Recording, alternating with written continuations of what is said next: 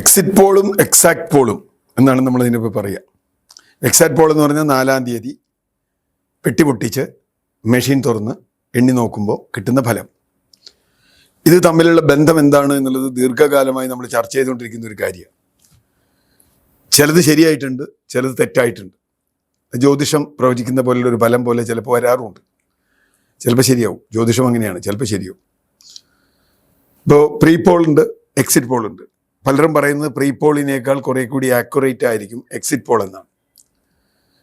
ആവാതിരിക്കാം. ഇപ്പോൾ ഹരിയാന പോലെയുള്ള തെരഞ്ഞെടുപ്പുകളിൽ അത് ദയനീയമായി തെറ്റിയിട്ടുണ്ട്. 2024 ലോക്സഭാ തെരഞ്ഞെടുപ്പിലും അത് മൊത്തത്തിൽ തെറ്റിയിട്ടുണ്ട്. അതുകൊണ്ട് ഞാനതിനെ പൂർണ്ണമായി വിശ്വസിക്കുന്ന ഒരാളല്ല.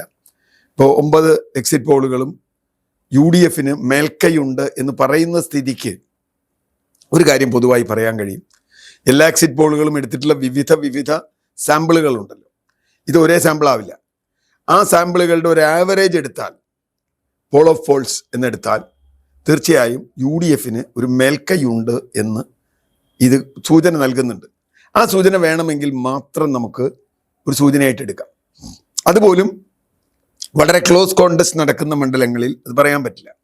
മാത്രമല്ല, എക്സിറ്റ് പോളുകളുടെ ഒരു പ്രശ്നം, പ്രീ പോളുകളുടെ ഒരു ജില്ലയിലെ മൊത്തം വോട്ടെടുത്ത് ആ വോട്ടിലെ 2-3 പേര് തമ്മിലുള്ള വ്യത്യാസം, മുന്നണിയുടെ വ്യത്യാസം എടുത്ത് അത് പ്രൊജക്റ്റ് ചെയ്യുകയാണ്. ആ പ്രൊജക്റ്റ് ചെയ്യുമ്പോൾ വരുന്ന എറർ ഒരു പ്രധാനമാണ്. സാമ്പിളിങ്ങിൽ എറർ വേറൊന്നാണ്. ഇപ്പോൾ പല ജില്ലകളും നമ്മളെടുത്താൽ വളരെ ഏതെങ്കിലും ഒരു പാർട്ടി വളരെ ശക്തമായിട്ടുള്ള വലിയ തോതിൽ ഭൂരിപക്ഷം കിട്ടുന്ന സീറ്റുകളുണ്ടാവും. ഇപ്പോൾ നമുക്ക് കണ്ണൂരും മലപ്പുറവും എടുത്താൽ വളരെ പെട്ടെന്ന് ക്ലിയറാണ്. കണ്ണൂരിൽ വലിയ തോതിൽ CPM അല്ലെങ്കിൽ LDF വോട്ട് കിട്ടുന്ന മണ്ഡലങ്ങളുണ്ട്. ചില മണ്ഡലങ്ങൾ വളരെ ഷാർപ്പായ കോണ്ടസ്റ്റ് നടക്കുന്ന മണ്ഡലങ്ങളുമുണ്ട്. അപ്പോൾ ഇത് പ്രോജക്റ്റ് ചെയ്യുമ്പോൾ ഷാർപ്പായ കോണ്ടസ്റ്റ് നടക്കുന്ന മണ്ഡലങ്ങളുടെ റിസൾട്ടിനെ ഇത് ബാധിക്കാൻ സാധ്യതയുണ്ട് എന്നാണ് സ്റ്റാറ്റിസ്റ്റിക്സ് പറയുന്നത്. കാരണം ഇപ്പോൾ ഉദാഹരണത്തിന് കല്യാശ്ശേരിയും ധർമ്മടവും അല്ലെങ്കിൽ മട്ടന്നൂരും പയ്യന്നൂരും പോലെയുള്ള മണ്ഡലങ്ങൾ എടുത്താൽ നമുക്ക് തളിപ്പറമ്പിൽ ഇപ്പോൾ ക്ലോസ് കോണ്ടസ്റ്റ് ഉണ്ടെന്ന് പറയുന്നു, കണ്ണൂർ ക്ലോസ് കോണ്ടസ്റ്റ് ഉണ്ട്, അഴീക്കോട് ക്ലോസ് കോണ്ടസ്റ്റ് പറയുന്നു, അല്ലെങ്കിൽ കൂത്തുപറമ്പ് പറയുന്നു.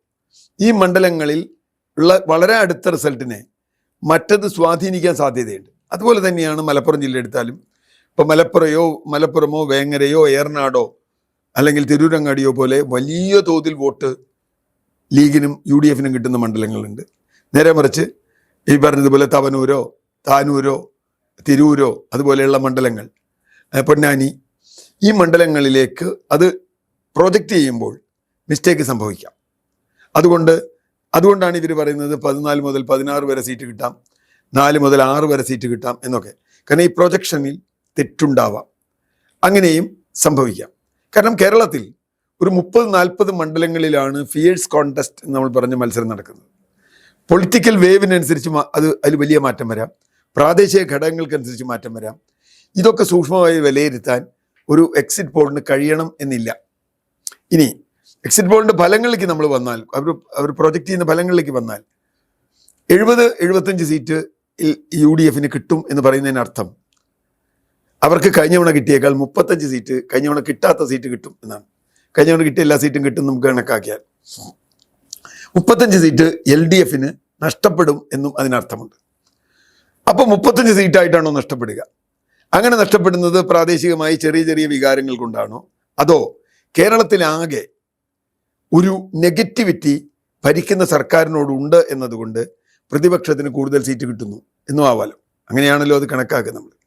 അങ്ങനെ ഒരു ട്രെൻഡ്, കാറ്റ്, അല്ലെങ്കിൽ അങ്ങനെ എന്തെങ്കിലും ഒരു തരംഗം എന്നൊക്കെ നമ്മൾ പറയുന്ന സംഗതി ഉണ്ടെങ്കിൽ അപ്പോൾ ഇത് 75-ലും 80-ലും നിൽക്കില്ല.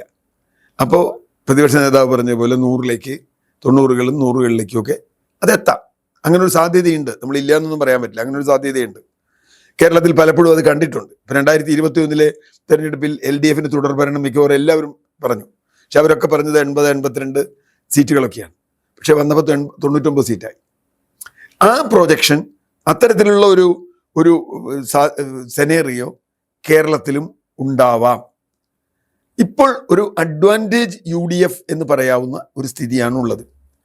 അങ്ങനെയുള്ളൊരു സാഹചര്യത്തിൽ നിർണായകമായ കുറേ സീറ്റുകളുണ്ട്.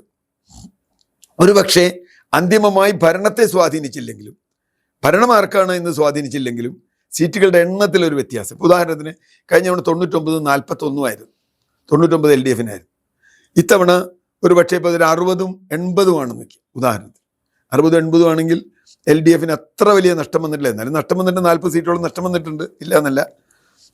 80 ആവാം, ഇവർക്ക് 40 ഉള്ളത് 80 100 ഉള്ളത് അല്ലെങ്കിൽ 99 ഉള്ളത് 60 എന്ന് പറയാം. അപ്പോഴും ഒരു തീർച്ചയായിട്ടും ഭരിക്കുന്ന ഒരു സർക്കാരിനോട് ഒരു ആൻറ്റി ഇൻകംബൻസി ഉണ്ടാവും എന്ന് നമുക്ക് സ്വാഭാവികമായും കണക്കാക്കേണ്ടതാണ്. ജനങ്ങളുടെ അതൃപ്തി ഉണ്ടാവും. വിവിധ വിഭാഗങ്ങളുണ്ട്, സാമൂഹ്യ വിഭാഗങ്ങളുണ്ട്.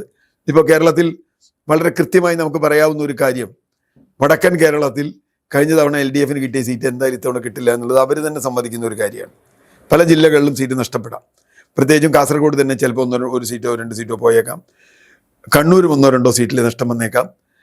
കോഴിക്കോട് തന്നെ വലിയ തോതിലുള്ള ഷിഫ്റ്റ് ഉണ്ടായേക്കാം. മലപ്പുറത്ത് കഴിഞ്ഞ സീറ്റ് കിട്ടിയ സീറ്റ് പോലും ചിലത് കിട്ടാതെ വന്നേക്കാം. തൃശ്ശൂരും അതുപോലെ പല ജില്ലകളിലും എറണാകുളത്തും ഒക്കെ വന്നേക്കാം. അങ്ങനെ സംഭവിക്കുകയാണെങ്കിൽ അത് മാർജിനലായിട്ട് കുറഞ്ഞ് അതിൻ്റെ അക്യുമുലേറ്റഡ് ആയി വരുമ്പോൾ അതിൻ്റെ ഒരു ടോട്ടൽ റിസൾട്ട് എല്ലാ ജില്ലകളിലും ഇങ്ങനെ കുറഞ്ഞു വന്നാൽ 14 ജില്ലകളിലും കഴിഞ്ഞ തവണ കിട്ടിയേക്കാൾ കുറവാണ് ഇത്തവണ സീറ്റ് കിട്ടുന്നതെങ്കിൽ 14 ജില്ലകളിലെന്ന് പറഞ്ഞാൽ 2 സീറ്റ് വെച്ച് വന്നാൽ 28 സീറ്റായി, 3 സീറ്റായാൽ 42 സീറ്റായി. അപ്പോൾ ഭരണം പോവാം.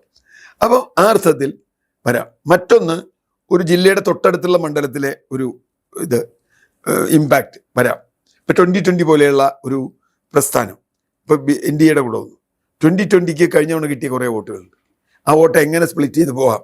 ആ വോട്ട് മുഴുവൻ അവർക്ക് സമാഹരിക്കാൻ കഴിയുമോ, കഴിയാതിരിക്കുമോ?